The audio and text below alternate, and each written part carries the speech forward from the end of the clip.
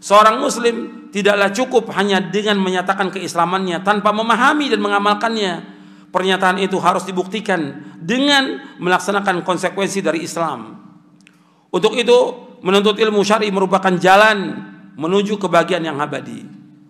Harus menuntut ilmu, semuanya menuntut ilmu. Para sahabat aja belajar kepada Rasulullah SAW. Maka Allah mengatakan tentang para sahabat, orang-orang yang diberikan apa? Ilmu oleh Allah. Nanti saya bawakan ayatnya. Karena wajib, seorang muslim diwajibkan untuk menuntut ilmu syar'i. Rasul bersabda, "Talabul ilmi faridatun ala kulli muslimin." Nuntut ilmu itu wajib atas setiap muslim. Ini riwayat sahih, riwayat Imam Ibnu Majah dari sahabat Anas bin Malik dan juga yang lainnya. Kalau disebutkan muslim termasuk muslimah, nggak perlu tambahkan lagi. Tambahan itu nggak ada. Kalau disebutkan muslim termasuk muslimah.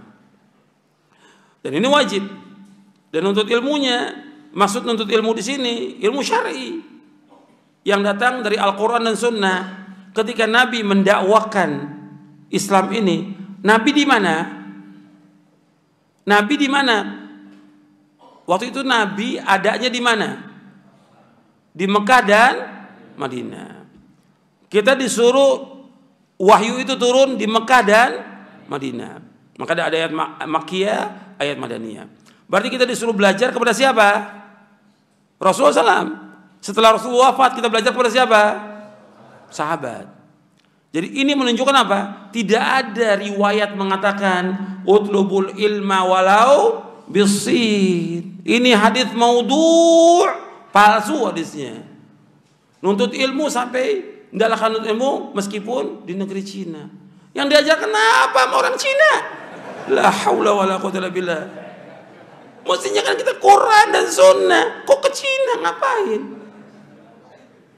Kok belajar ke Cina? Jadi ini nggak benar. Ini udah hadis maudhu' disyarah lagi. La haula wala quwwata illa billah. Kan orang ketika bawakan hadis dicek dulu hadisnya sahih atau tidak, rawi-rawinya sahih atau tidak. Kalau nggak sahih antum main bawakan aja. Gimana tuh seorang dai? Nggak boleh ikut-ikutan dalam kita beragama. Mana kitabnya, mana rujukannya, cari. Dijelaskan oleh para ulama ini hadis maudhu' palsu. Disyarah. Maksudnya Cina tuh begini belajar ini. Ini orang bodoh kok syarah lagi. Meskipun dipanggil ustadz dengan tanda kutip, ajengan dengan tanda kutip. Ya. Nggak jadi ukuran kebenaran. Jadi ukuran kebenaran dalil. Antum tahu dari mana? Mana dalilnya? Sama seperti banyak kalau kita lihat ikhtilafu ummati rahmatun. Nggak ada asalnya, bukan dari Nabi. Antum cari di kitab apa juga nggak bakal ketemu ikhtilafu ummati rahmatun. Nggak ada. Udah bawakan ini dalil, ikuti. Kan ini ikhtilaf umatku rahmat. Oh begitu. Berarti persatuan umat adab dong. Nggak bisa jawab dia.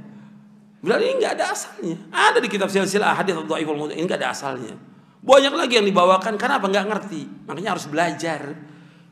Semua dai, semua ustadz, ajengan, kiai, habib harus belajar agama. Belajar, buka kitab-kitab para ulama. Harus belajar lagi. Nabi aja mendapatkan wahyu berapa tahun? 23 tahun. Berarti Nabi belajar dengan malaikat Jibril berapa tahun? 23 tahun menerima wahyu. Kalau kita lebih daripada itu untuk belajarnya. Makanya para ulama terdahulu nggak pernah berhenti sampai akhir hayatnya baca kitab, meriwayatkan hadis, menghafal hadis sampai akhir hayatnya.